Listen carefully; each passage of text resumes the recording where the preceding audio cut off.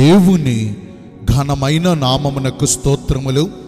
ఈ వాగ్దానమును వింటున్న మీకందరికీ మన ప్రభువును ప్రియ రక్షకుడైన యేసుక్రీస్తు నామములో శుభములు, మా హృదయపూర్వకమైన వందనములు. ఈరోజు మీ కొరకైన దేవుని వాగ్దానము యోబు గ్రంథము 11వ అధ్యాయము 16వ వచనము. నిశ్చయముగా నీ దుర్దశను నీవు మరచెదవు. మంచి దేవుడైన యేసయ్య ఈ మంచి వాగ్దానమును నేడు మనందరి జీవితములలో నెరవేర్చునుగాక. ఆమేన్.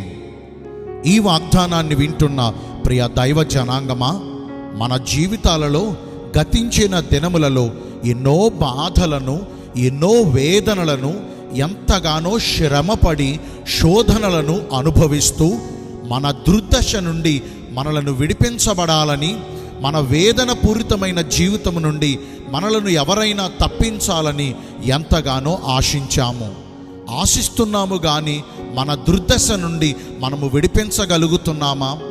మనందరినీ ప్రేమించిన పరిశుద్ధాత్మ దేవుడు, మన స్థితిగతులను ఎరిగిన దేవాది దేవుడు ఈ వాగ్దానం ద్వారా మనందరినీ ఎంత ధైర్యపరుస్తున్నారో చూడండి. నిశ్చయంగా నీ దుర్దశను నీవు మరచెదవు అని ప్రభు మనకు వాగ్దానం చేస్తున్నారు.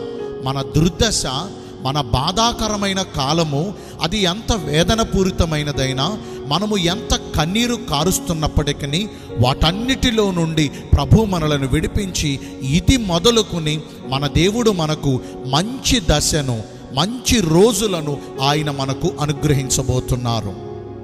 మరి ఈ రోజున విన్న ఈ వాగ్దానం మనందరి జీవితాలలో నెరవేర్చబడినట్లుగా మనము మన మనస్సును తిన్నగా నిలపాలి. తిన్నగా నిలుపుట అనగా స్థిరముగా నిలుపుట. ఈరోజు చాలామంది వారికి ఎదురవుతున్న బాధలను బట్టి, వారికి ఎదురవుతున్న వేదనలను బట్టి చంచలమైన మనస్సును కలిగి ఉంటున్నారు. వారు చెదిరిపోయిన మనస్సును కలిగి ఉంటున్నారు. ఎందుకంటే వారికి ఎదుర్కొంటున్న బాధలు అంత తీవ్రమైనవి కాబట్టి. కానీ ఒక్కటి గుర్తుంచుకోండి, మనము ఎన్ని బాధలలో ఉన్నా మన ప్రభు మనలను విడిచిపెట్టరు. అంచేత నేటి నుంచి మన మనసును తిన్నగా అంటే స్థిరముగా నిలపాలి. మన చేతులు ఆయన వైపు చాపాలి. ఇంతవరకు మన చేతులు మనుషుల సహాయాల వైపు చాపామేమో కదా, మనుషుల కొరకు మనం ఎదురు చూచామేమో కదా. మనుషులను నమ్ముకొనుట కంటే యెహోవాను ఆశ్రయించుట ఎంత మేలండి. రాజులను నమ్ముకొనుట కంటే యెహోవాను ఆశ్రయించుట ఎంత మేలండి. ఒకవేళ మనుషులు మనకు సహాయము చేసిన దాని ప్రతిఫలమును ఆశిస్తూ ఉంటారు. నిస్వార్థంగా మనలను ప్రేమిస్తూ మన కొరకు తన ప్రాణమునే పణంగా పెట్టిన నిజమైన సహాయకుడు, నిజమైన స్నేహితుడు మన ప్రభువైన యేసయ్య. ఈ రోజున సహాయాల కొరకు వారి తట్టు వీరి తట్టు మన చేతులు చాపటం మానేసి మన చేతులు తిన్నగా ఆయన వైపు చాపినట్లయితే నిశ్చయంగా మన చేతులను ఆయన పట్టుకుంటారు. ఇక మనలను ఎంత మాత్రం కూడా పడిపోనివ్వరు. ఇంకా మన చేతులలో ఉన్న పాపమును విడిచిపెట్టాలి. మనలో పాపము ఉన్న ఎడల మన ప్రభు మనకి ఎలాగున సహాయము చేయగలరండి? మన పాపదోష అతిక్రమ క్రియలను ఆయన ఎదుట ఒప్పుకుని వాటన్నిటినీ విడిపించబడిన వారమై క్రీస్తు రక్తములో కడగబడితే, మనము శుద్ధి చేయబడితే, మన పవిత్రతను బట్టి, మన పరిశుద్ధతను బట్టి ఆయన మనకు సహాయమును చేస్తారు. మన హృదయాలలో పాపమును లక్ష్యముంచిన ఎడల ప్రభు మన మనవిని ఆలకించరు కదా. మనకు మేలు పొందకపోవటానికి, దేవుడిచ్చే ఆశ్చర్యకరమైన సహాయమును మనము అందుకొనకపోవటానికి ఒకవేళ మనలో ఉన్న మన పాపములే, మన దోషములే కారణములేమో.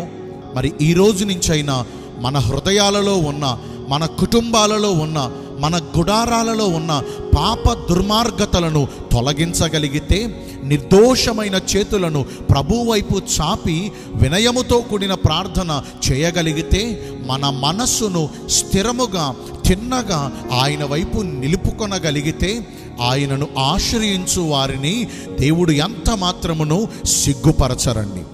నిశ్చయంగా మన దుర్దశను మనము మర్చిపోవునట్లుగా చేసి నూతనమైన ఆశీర్వాదములను ప్రభు మనకు అనుగ్రహిస్తారు. మీ కొరకు ఒక చిన్న ప్రార్థన చేస్తానండి.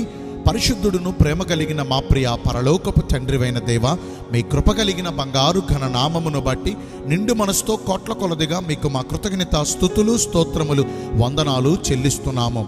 మా దుర్దశను మేము మరిచిపోవునట్లుగా చేస్తానని ఈరోజు వాగ్దానము ద్వారా మమ్మను ధైర్యపరిచారు. వాక్యానుసారంగా ప్రవర్తించి ఈ వాగ్దాన ఫలమును పొందుకునే కృపను నేడు మాకందరికీ దయచేయండి. ఈ రోజున ఎందరైతే పుట్టిన రోజులను, వివాహ దినములను, ఇతరమైన శుభకార్యములను జరిగించుకుంటున్నారో వారందరికీ మెండైన దీవెనలు కుమ్మరించమని, మీ రాకడ కొరకు మమ్మను సిద్ధపరచమని యేసుక్రీస్తు ప్రశస్త నామమున ప్రార్థించి వేడుకొనుచున్నాను మా ప్రియ పరలోకపు తండ్రి. ఆమేన్. May God bless you all. Thank you.